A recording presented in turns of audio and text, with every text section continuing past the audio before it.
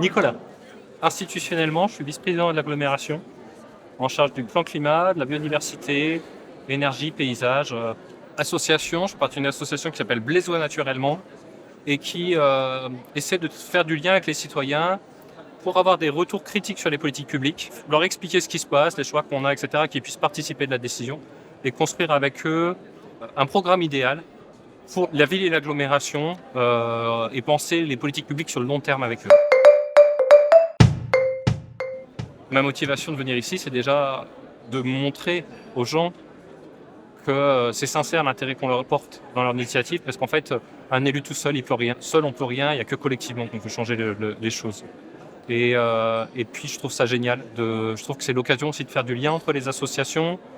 Moi, je me vois plutôt comme facilitateur, donc de discuter avec elles quand elles ont des problèmes. Tiens, peut-être que vous pourriez passer par là ou par là pour le résoudre, voir comment je peux faciliter les choses.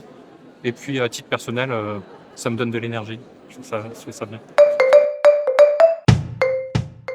Individuellement, j'ai, avec ma famille, entièrement rénové ma maison tout seul avec du réemploi et du biosourcé et tout ça. Donc, on a quelque chose de presque BBC et autonome en énergie. J'achète bio et local, j'essaie de ne pas avoir de déchets. J'ai vendu une voiture et je me déplace à vélo et à pied. Avec l'association, une initiative phare, on avait négocié les conditions de participation à la majorité municipale sur un contenu programmatique dans lequel, par exemple, on avait obtenu 1 euro par an et par habitant, ce qui a mis 1 million d'euros d'investissement sur le plan cyclable. Et ça se sent aujourd'hui, 500 000 euros par an à l'agglomération, 500 000 euros à la ville de Blois. Ça, c'est une initiative phare qu'on avait portée et qui a débouché sur des changements concrets dans la vie des gens. Je crois que c'est un chemin, qu'il ne faut pas se mettre trop de pression, et y aller par étapes. Et voilà, chaque chose compte.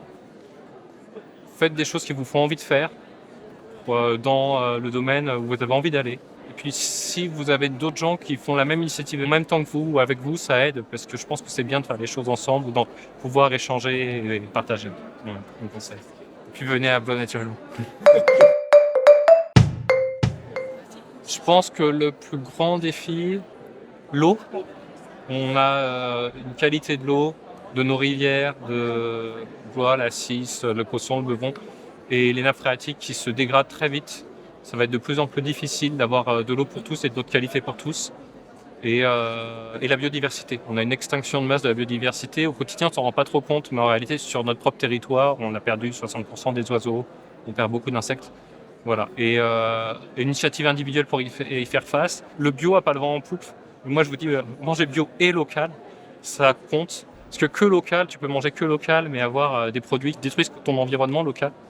Manger que bio, si ça vient de l'autre bout du monde, ça n'a pas de sens. Et en fait, on a besoin de manger bio et local parce que ça a un impact direct sur la biodiversité, sur la qualité de l'eau, sur la qualité de sol, sur la beauté de vos paysages aussi. Et je trouve que c'est une initiative simple et qui a un vrai impact. Je vais parler d'une initiative qui n'est pas représentée ici, mais que je trouve extraordinaire. Comme j'ai parlé d'alimentation bio et locale, on me dit souvent tout le monde n'a pas les moyens. En fait, c'est un problème, moi je crois à la justice alimentaire. Et on a une association qui s'appelle La Passerelle et qui travaille pour acheter en direct à des agriculteurs des produits frais et les mettre à disposition des gens qui vont à l'aide alimentaire, qui sont les plus pauvres. Parce que je pense qu'il y a des notions sociales derrière ça. Et je trouve que c'est une belle initiative et j'avais envie d'en parler. Voilà.